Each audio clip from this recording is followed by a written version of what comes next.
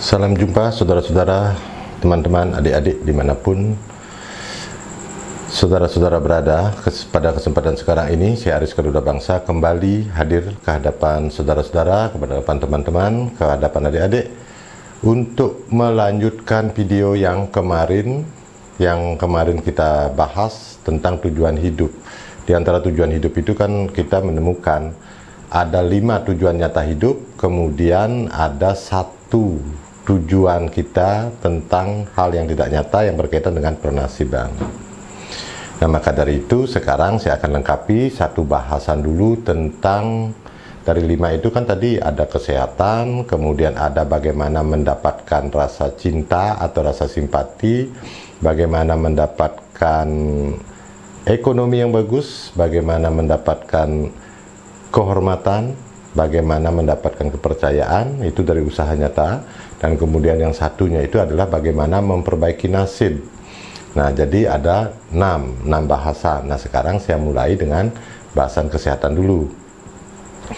Saudara-saudara pasti paham bahwa tanpa kita sehat, kita tidak bisa ngapa-ngapain. Kemudian kalau kita sudah tidak bisa ngapa-ngapain, apakah mungkin kita akan menarik di mata orang? Jelas tidak. Apakah kita mungkin bisa membangun ekonomi? Jelas tidak. Apakah kita bisa mendapatkan kehormatan? Jelas tidak. Apakah kita akan dapat kepercayaan? Juga tidak. Jadi sumber dasar daripada segalanya itu adalah kesehatan. Tanpa kita sehat, kita tidak bisa ngapa-ngapain. Makanya orang berdoa sering sekali meminta, ya Tuhan, semoga hamba disehatkan, semoga hamba sehat, keluarga hamba sehat, dan seluruh umat manusia sehat. Ini doa-doa orang. Jadi secara prinsip, kenapa diawali dengan kesehatan? Karena sehatlah sumber utama, dasar daripada segala hal, agar kita bisa beraktivitas. Tidak mungkin kalau kita tinggal di rumah sakit. Rumah sakit kan sudah dikenal ada 2 kan, rumah sakit fisik, kemudian yang kedua adalah rumah sakit jiwa. Nah, dalam sekarang ini kira-kira kemana arah kita pembahasan sekarang ini? Apakah ke rumah sakit fisiknya atau ke rumah sakit jiwanya? Kalau tentang fisik saya tidak banyak paham. Yang saya paham adalah kalau ingin tubuh kita sehat, jangan banyak memasukkan racun ke dalam tubuh. Kalau ingin pikiran kita sehat, jangan banyak memasukkan racun ke dalam pikiran. Nah, sekarang mari kita bahas tentang kesehatan. Nah, sebelumnya saya selalu akan ingatkan, jangan lupa like, subscribe, tekan tombol lonceng, dan kemudian bagikan video-video yang saya buat ini, karena tujuannya adalah membuat kita tidak kegelapan dalam menjalani hidup. Seperti halnya walaupun kedengarannya sepele tentang masalah kesehatan, tidak sesepele yang kita bayangkan. Nanti penjelasannya. Oke, kembali senjata utama kita spidol ini akan menemani kita untuk membahas. Pertama, kita ambil judul kesehatan. Nah, oke, kita buat dulu kesehatan.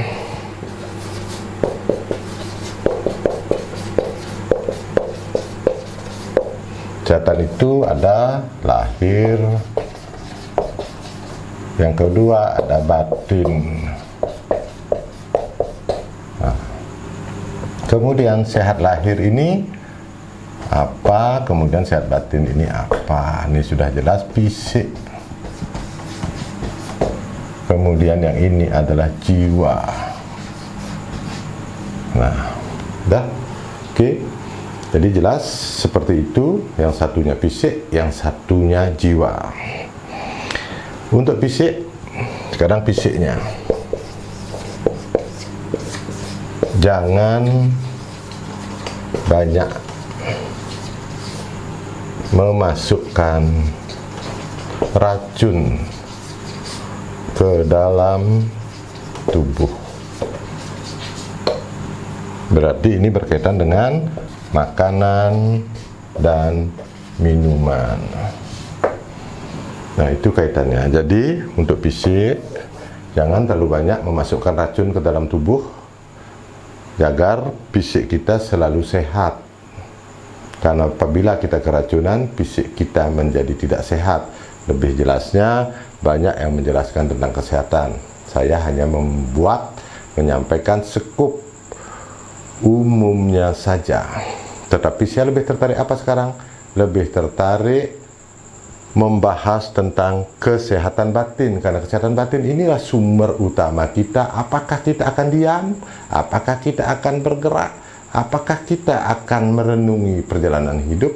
Apakah kita hanya akan menjadi pengharap? Nah itu, maka dari itu mari kita bahas tentang, kalau fisiknya segitu, nanti tambahkan dengan pengetahuan-pengetahuan yang lain, yang kebetulan dari fisik banyak pakar-pakarnya, kemudian dari batin, ini yang jarang disentuh orang, ini yang akan saya berikan. Oke, tentang batin.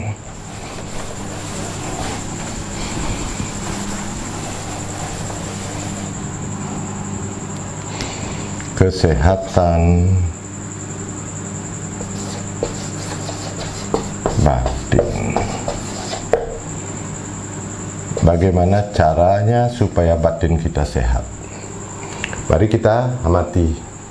Kenapa batin disebut sehat? Kenapa batin disebut sakit? Batin yang sehat. Yang sehat. Ciri-cirinya apa? Orangnya ceria. Nih dia. Kalau batin yang sehat, cirinya orangnya ceria. Kenapa dia ceria? Karena tidak ada beban di sini. Beban sama dengan tidak ada. Jadi karena tidak ada beban, maka dia ceria. Nah, kemudian apakah semua orang ingin ceria? Ini jawabannya adalah pasti. Kenapa? Karena keceriaan itu membuat kita menjadi orang-orang yang menarik. Kalau batin kita sudah sakit, mungkinkah kita ceria? Karena di sini sudah sakit. Nah, maka dari situ batin yang sakit ini, batin sakit ini tidak menarik. Kemudian tidak ada gairah. Tidak ada gairah. Kemudian tidak ada gairah, tidak ada usaha. Setelah tidak ada usaha, tidak ada prestasi. Tidak ada prestasi, tidak ada hasil. Tidak ada hasil, tidak mampu. Jadi disebut orang tidak mampu. Jadi disebut orang tak mampu. Nah, itu kaitannya. Jadi panjang kaitannya. Nah, maka dari itu tugas kita adalah menjaga kesehatan batin. Kesehatan batin membuat kita bergairah. Kesehatan batin membuat kita bisa berusaha. Kemudian dari usaha itu kemudian kelihatan prestasi kita. Dari prestasi kita, kita mampu memenuhi mendapatkan hasil. Kemudian dari hasil itu kita disebut orang mampu. Bila semuanya tidak, maka kita disebut orang tidak mampu. Nah, sekarang bagaimana caranya menjaga kesehatan batin? Kesehatan batin sangat penting. Sekarang masuk kita kepada cara menjaga kesehatan batin. Batin ini adalah sebuah kotak kosong. Anggaplah ini sebuah kotak kosong. Kotak kosong ini sekarang kita isi dengan racun. Maka hasilnya sakit mental. Sakit mental perlu dibawa ke RSJ, rumah sakit jiwa, atau ke psikolog. Nah, maka dari itu jangan biarkan ini sakit, jangan ada racun-racun ini di sini. Jadi di batin ini bebaskan dari racun. Karena ini membuat kita nanti akan menjadi orang yang produktif. Tanpa itu kita tidak akan produktif. Maka dari itu batin harus sehat. Sehat tanpa racun.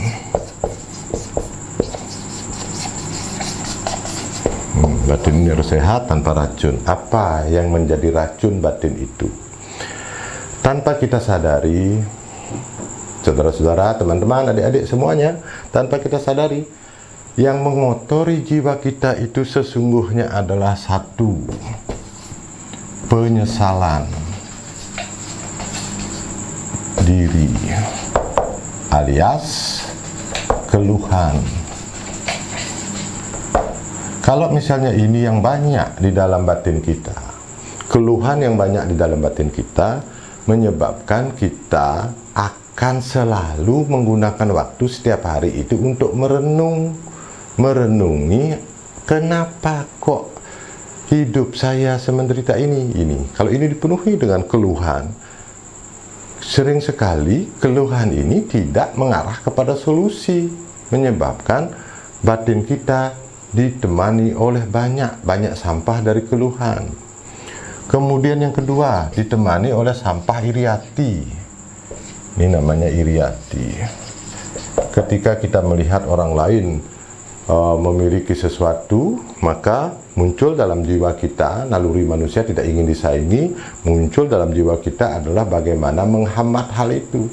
Ini namanya iriati. Energi kita terkuras, batin kita sakit. Kemudian yang lain lagi adalah benci. Ada kebencian di dalam jiwa kita kepada sesuatu. Benci yang terus-menerus ada dalam jiwa kita ini adalah penyakit jiwa. Kalau ini terus-menerus ada di jiwa kita, energi kita yang banyak itu terserap kepada pemikiran tentang kebencian ini, menjadi terkuras energi kita. Seharusnya bisa dipakai untuk membuat sesuatu, menjadi tidak bisa. Ini juga yang menyebabkan kita sakit. Kemudian yang lain lagi yang juga membuat mental kita itu sakit adalah tidak tahu jalan. Tidak tahu jalan ini harusnya kita mencari tahu. Misalnya kita tidak tahu arah, kita mencari kemana arah mencapai tujuan. Nah, kalau ini tidak mau kita lakukan, lebih banyak kepada keluhan saja, kemudian muncul kemarahan, muncul depresi dan segala macam. Nah, hal-hal seperti ini akan membuat apa? Membuat kehidupan kita menjadi sakit. Jiwa yang sakit tidak akan bisa produktif. Karena tidak produktif, tidak akan menghasilkan apapun. Kalau tidak menghasilkan apapun, maka jadilah kita orang-orang yang kekurangan. Penyebab daripada kita kekurangan adalah penuh keluhan, penuh iri hati, penuh kebencian, tidak tahu jalan keluar. Ini penyebabnya. Maka yang terpenting di sini, inilah yang disebut dengan solusi. Nah, ini yang paling penting dicari untuk menyehatkan batin kita. Apabila banyak sekali hal yang tidak kita pahami dalam hidup ini, membuka kamar saja itu sebenarnya gampang kalau tahu kuncinya. Kalau tidak ada kunci, kita bongkar itu berapa pekerjaan, berat sekali, dan lagi pula pintunya tidak akan bisa dipakai lagi. Sementara kalau kita misalnya memiliki kemampuan tahu solusi, tahu kuncinya, kan mudah sekali, tinggal masukkan kunci, ceklek-ceklek, selesai, kamar terbuka. Begitu juga di dalam hidup kita. Nah, syaratnya apa? Batin yang sehat. Batin yang sehat ini, hindarkanlah diri kita daripada kebencian itu. Ini yang penyakit yang paling serem itu kan ini, kebencian ini.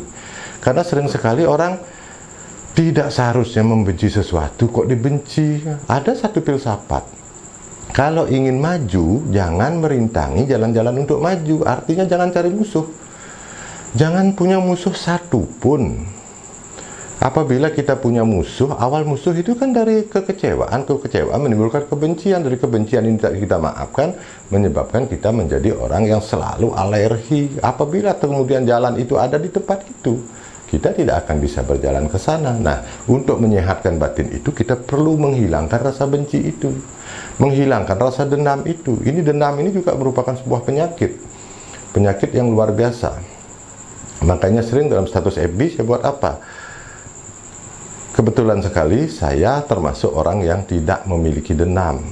Kebetulan sekali dari kecil, dan tidak ada satupun hal yang saya dendami dalam hidup ini. Bahkan saya sering mencoba semoga bisa dendam, ternyata tidak. Ada satu analogi yang ingin saya sampaikan. Bagaimana menghilangkan benci, bagaimana menghilangkan dendam. Begini analoginya. Karena ini penyakit daripada batin, maka saya bahas tentang hal seperti ini. Ini jarang dibahas oleh orang lain, maka saya bahas di sini. Dendam, strip, benci. Asalnya adalah kecewa. Kemudian karena kita kecewa, akhirnya ingin mengecewakan. Karena ingin mengecewakan, maka ada target untuk membuktikan agar terbalaskan. Nah, ini dasarnya. Jadi dendam itu berasal dari kecewa. Kecewa itu kemudian namanya naluri manusia ingin mengecewakan juga. Kemudian dari ingin mengecewakan itu kita punya target untuk membuktikan bahwa kita bisa mengecewakan dia karena dia mengecewakan kita. Disinilah sering saya bilang betapa besarnya, betapa tingginya harga diri kita sampai menguras energi kita untuk membiayai kebencian dan dendam itu. Analogi sederhana yang sering saya sampaikan. Analogi untuk menghilangkan kebencian dan kedendaman. Kebencian dan kedendaman. Oke. Di sini ada kayu. Kayu itu kemudian kena paku. Kemudian paku ini digerakkan, dimasukkan ke dalam kayu oleh palu. Kemudian palu ini digerakkan oleh orang. Ketika kayu itu ditancapin paku, anggap kayu ini sekarang bernyawa. Kayu ini bernyawa, ditancapin dia sama paku. Kemudian kayu ini sakit, dia merasa marah kepada paku itu. Dia tidak kenal sama si paku, tetapi dia masuk menancap ke tubuhnya si kayu. Dan akhirnya apa? Kayu marah-marah. Hai paku, kamu benar tajam apa kamu itu? Kenapa kamu masuk ke tubuh saya? Sementara saya tidak kenal kamu dan saya tidak merasa bersalah sama kamu. Tetapi kenapa kamu masuk ke tubuh saya? Saya sakit tahu gitu. Itu yang dibilang sama si kayu. Kemudian paku. Paku ini juga akhirnya paku minta maaf ya, maafkan kayu, aku tidak tahu juga, aku digerakkan, dipalu oleh orang, siapakah dan itu, nggak ngerti sudah ini. Tetapi paku ini akhirnya menyalurkan kemarahannya kepada palu. Hai palu, ngapain kamu pukul-pukul aku? Memangnya kita kenal apa? Enggak, kita nggak kenal kan? Kok kamu pukul-pukul aku dan aku menancap di kayu dan kayu jadi marah sama aku. Aku harusnya tidak punya musuh, tetapi sekarang aku punya musuh. Nah, kayak begitu. Palu juga tidak mengerti dia. Aduh, maaf aku juga tidak ngerti kenapa aku ditancapkan, disuruh mukul-mukul kamu. Dan kemudian akhirnya kamu tertancap di kayu. Aku juga minta maaf sih sama kayu sebenarnya. Aduh, malu aku, nak enak perasaan dan lain sebagainya. Nah, palu seperti itu. Tetapi palu juga merasa kok ada yang menggerakkan dia, kok ada yang memukul-mukulkan dia ke paku itu. Dia tanya ke penggeraknya, hai manusia, kenapa kamu pukul-pukul aku? Menggunakan aku untuk memukul paku itu masuk ke kayu. Dan kemudian ini tidak menjawab. Terus dikerjakan, akhirnya menjadilah kursi yang bagus. Nah, menjadi kursi yang bagus, kayu terangkai menjadi kursi, Nah, akhirnya menjadi barang yang bermanfaat dan indah. Ditaruhlah dia di kamar tamu. Nah, disitulah baru kita memahami ternyata penggerak ini memiliki sebuah tujuan untuk merakit kayu dengan paku, sehingga antara kayu dengan kayu menjadi menempel dan akhirnya nanti menjadi sebuah barang berharga. Barang berharga ini akhirnya nanti bermanfaat untuk sebuah kehidupan. Nah, awalnya marah-marah ini menjadi akhirnya sebuah penghargaan. Ada lagi hal yang lain. Satu contoh, ketika kita banyak punya hutang, seseorang mengatakan, terus kamu bekerja seperti itu tapi tetap aja punya hutang. Padahal dia bukan siapa-siapa, tetapi ini kalau kita salah memandang, kita akan musuhan pada orang itu. Kalau kita benar cara memandang kita dengan membuat sebuah cara pandang positif dari jiwa kita, maka justru kita akan melihat, wah inilah kata-kata Tuhan yang diturunkan kepada orang ini untuk mengkoreksi saya, sehingga apa yang harus saya lakukan sekarang supaya saya bisa bebas dari hutang. Nah, dengan demikian berusaha walaupun cukup panjang waktunya, dan akhirnya kita bisa bebas dari hutang. Akhirnya siapa? Dia menjadi pahlawan dalam hidup kita, bukan musuh kita. Inilah cara-cara menghilangkan kebencian itu. Apabila kebencian dibiarkan menggerogoti jiwa, dia menjadi penyakit. Tetapi dicarikan sesuatu yang positif, artinya kita pandang itu sebagai hal yang positif, akhirnya dia menjadi pendobrak atau pensolusi bagi kehidupan kita, sehingga kita menjadi orang yang terbebaskan. Saudara-saudara sangat cerdas, saya tahu. Teman-teman, adik-adik semua cerdas, pasti paham, memahami hal ini. Inilah pentingnya kenapa kita batin itu harus sehat. Jadi jangan masukkan racun-racun ini, karena yang kita butuhkan di dalam hidup kita sesungguhnya bukan racun, tetapi adalah vitamin-vitamin yang menyebabkan kita bisa energi menghadapi semua hal yang kita butuhkan. Kesehatan hal yang sangat utama. Dengan sehatnya batin kita, fisik kita pun menjadi sehat. Nah, maka dari itu, sehatkan dulu. Caranya apa? Bersihkan dari kebencian, bersihkan dari iri hati, bersihkan dari segala kesombongan jiwa, bersihkan dari segala hal-hal buruk tentang ini. Jadi ikhlas, sabar. Nah, disinilah ada pengertian tentang sabar itu. Kenapa orang sabar di siang Tuhan?